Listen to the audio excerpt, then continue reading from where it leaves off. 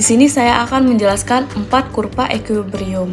Yang pertama, saya akan menjelaskan tentang kurva Keynesian, yang dimana kurva ini menggambarkan keseimbangan dalam model Keynesian umum. Gambar ini terdiri dari 2 panel. Yang pertama, panel A itu menunjukkan interaksi antara pasar uang dan investasi, sementara panel B menggambarkan pasar tenaga kerja.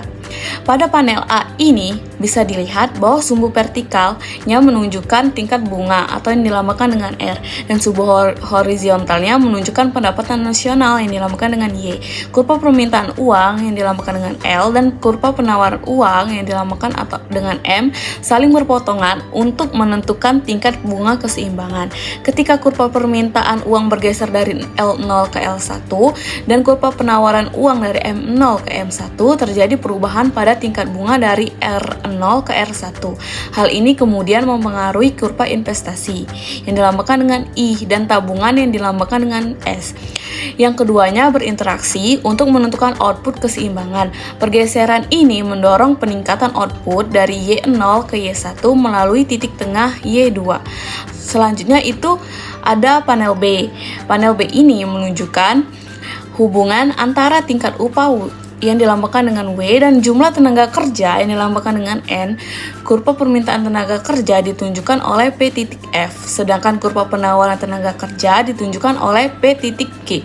Ketika output meningkat di panel A, permintaan terhadap tenaga kerja juga bertambah, sehingga kurva permintaan tenaga kerja bergeser dari P0 titik F ke P1 titik F. Sementara itu, kurva penawaran tenaga kerja bergeser dari P0 titik G ke P1 titik G, yang mencerminkan respons terhadap perubahan tingkat harga dan upah real. Pergeseran ini menyebabkan peningkatan jumlah tenaga kerja dari N0 ke N1 dan kenaikan tingkat upah dari W0 ke W1. Secara keseluruhan, pada kurva Keynesian ini menggambarkan bagaimana peningkatan permintaan agregat yang dipicu oleh perubahan suku bunga dan penawaran uang dapat mendorong pertumbuhan output dan penyerapan tenaga kerja dalam kerangka pemikiran Keynesian. Model ini menekankan pentingnya kebijakan moneter dalam mengatur permintaan dan menciptakan keseimbangan jangka pendek di pasar tenaga kerja dan output. Baiklah, selanjutnya itu ada kurva klasik. Kurva ini menggambarkan proses penyesuaian dalam model klasik terhadap ketidakseimbangan ekonomi. Gambar ini terdiri dari 3 panel yang secara berurutan menunjukkan perubahan dalam pasar uang, pasar tenaga kerja dalam bentuk upah real, dan interaksi permintaan penawaran tenaga kerja dalam bentuk nominal. Pada panel A ini bisa dilihat di sumbu vertikal menunjukkan tingkat bunga yang dilambangkan dengan R dan sumbu horizontal menunjukkan pendapatan nasional yang dilambangkan dengan Y. Kurva permintaan uang yang dilambangkan dengan L dan penawaran uang yang dilambangkan dengan M bertemu pada titik keseimbangan awal, yaitu Y0, ketika terjadi perubahan dalam permintaan atau penawaran uang. Kurva-kurva ini bergeser.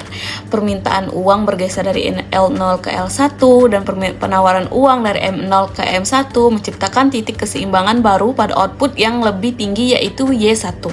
Namun, dalam pandangan klasik, peningkatan output jangka pendek ini dianggap tidak berkelanjutan karena akan segera disesuaikan melalui mekanisme harga dan upah. Pada panel B bisa dilihat, panel ini menunjukkan pasar tenaga kerja dalam bentuk upah real atau yang dilambangkan dengan W. Kurva permintaan dan penawaran tenaga kerja digambarkan sebagai fungsi dan upah real, yaitu W sama dengan P0 atau P titik G N. Dalam jangka panjang, sistem akan kembali ke titik keseimbangan awal atau N0 karena fleksibilitas upah dan harga memastikan bahwa pasar tenaga kerja akan selalu berada dalam keadaan full employment.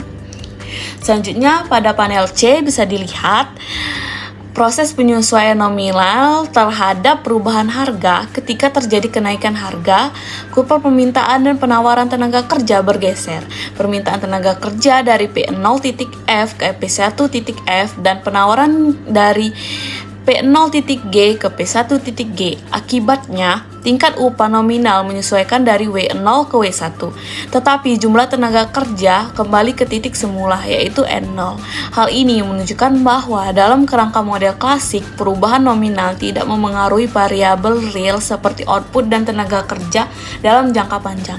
Keseluruhan dari kurva klasik ini menegaskan pandangan klasik bahwa perekonomian selalu cenderung kembali ke tingkat full employment melalui fleksibilitas harga dan upah.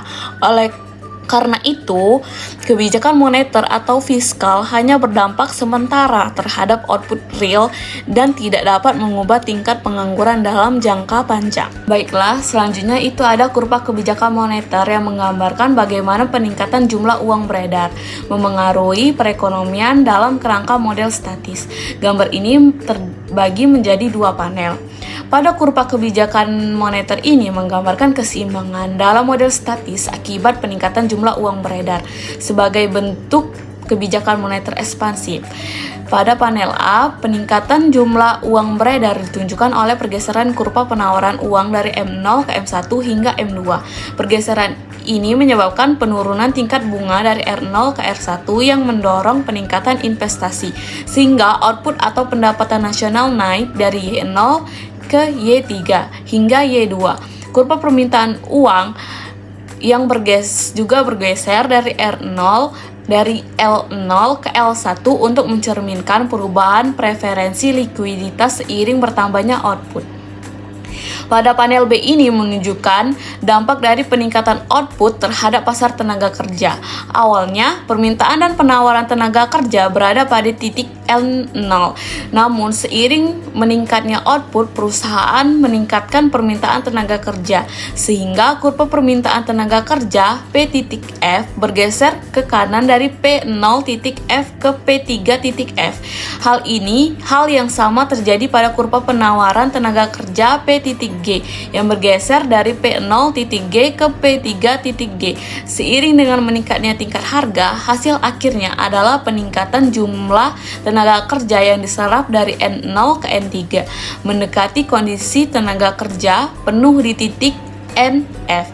Secara keseluruhan, kurva ini menunjukkan bahwa peningkatan jumlah uang beredar dapat menurunkan tingkat bunga, mendorong investasi dan output, serta meningkatkan keseimbangan kerja. Ini mencerminkan efektivitas kebijakan moneter dalam mendorong pertumbuhan ekonomi dan menekan pengangguran dalam kerangka pendek model Keynesian. Baiklah, selanjutnya yang terakhir itu ada kurva kebijakan fiskal. Kurva ini menggambarkan dampak dari kebijakan fiskal ekspansif melalui peningkatan belanja pemerintah yang dinamakan dengan G, dan dianalisis menggunakan model penawaran dan permintaan agregat. Pada grafik ini, sumbu vertikal menunjukkan tingkat harga yang dinamakan dengan P, pada sumbu horizontal menunjukkan output atau pendapatan nasional yang dinamakan dengan Y. Kurva permintaan agregat awal yang dinamakan dengan D0 bergeser ke kanan menjadi D1 sebagai akibat dari peningkatan belanja pemerintah. Pergeseran ini mencerminkan peningkatan permintaan agregat di seluruh level harga yang mendorong output dari Y0 ke Y3 hingga Y2. Sementara itu, kurva penawaran agregat yang dinamakan dengan S0 tetap tidak berubah, menunjukkan bahwa dalam jangka pendek kapasitas produk belum meningkat secara signifikan. Sebagai akibat dari peningkatan permintaan agregat, tingkat harga juga naik dari P0 ke P3. Dengan kata lain, peningkatan pengeluaran pemerintah mendorong kenaikan output dan harga dalam perekonomian. Secara keseluruhan, kurva ini menunjukkan bahwa kebijakan fiskal ekspansif dapat meningkatkan aktivitas dan mendorong pertumbuhan output. Meskipun juga berpotensi menimbulkan tekanan inflasi, ini sesuai dengan pendekatan Keynesian yang menekankan pentingnya peran pemerintah dalam mendorong permintaan agregat, terutama saat ekonomi berada dalam kondisi lesu.